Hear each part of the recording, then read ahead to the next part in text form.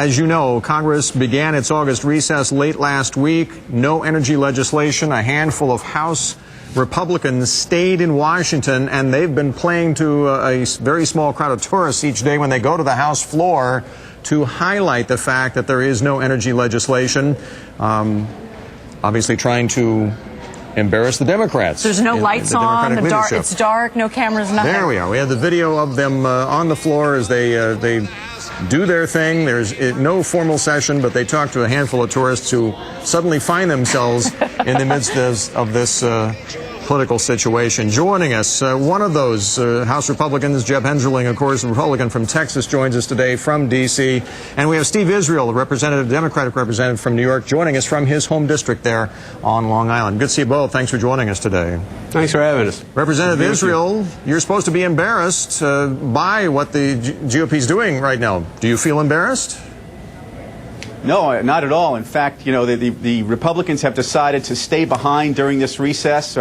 That stay behind illustrates their entire philosophy when it comes to Democrats trying to move ahead on energy independence. Every time we try to offer legislation to move us ahead, most Republicans voted no. They voted no to drilling on 68 million acres that are available. They voted no to a release from the Strategic Petroleum Reserve, no to drilling at the National Petroleum Reserve. Representative Hensarling, you hear that? It's all your fault, Representative Hensarling. What do you say to him? Well, last I looked, Steve, it was your party who was in charge of Congress.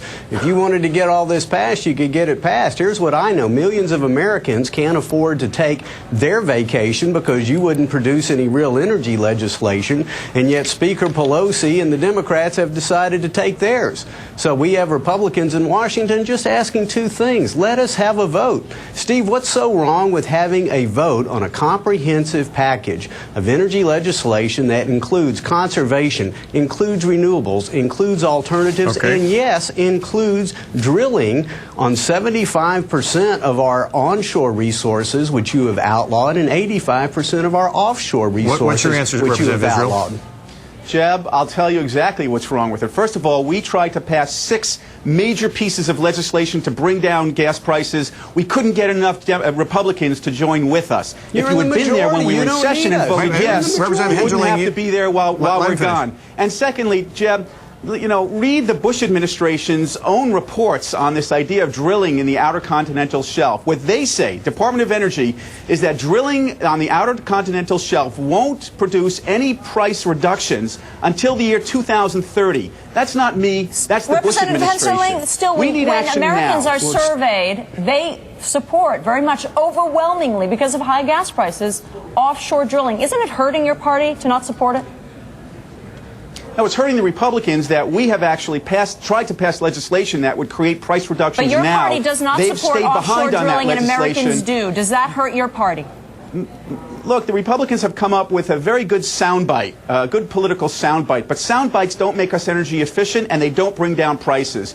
We need the Republicans to help us with the 6 pieces of legislation that we've tried to pass when we're in session, instead of doing political theatrics when we're out of session. Realistically, gentlemen, let's be serious now for just a moment. I mean, all the political wrangling going aside here, are we going to get some kind of energy legislation when Congress reconvenes, and what do you imagine it would look like? Well, that's why Representative Isreal first, very quickly. Well, we've done 6 bills. I understand that, but what do you think any legislation the Republicans will help us? What kind of legislation do you think you can get the Republicans to agree to?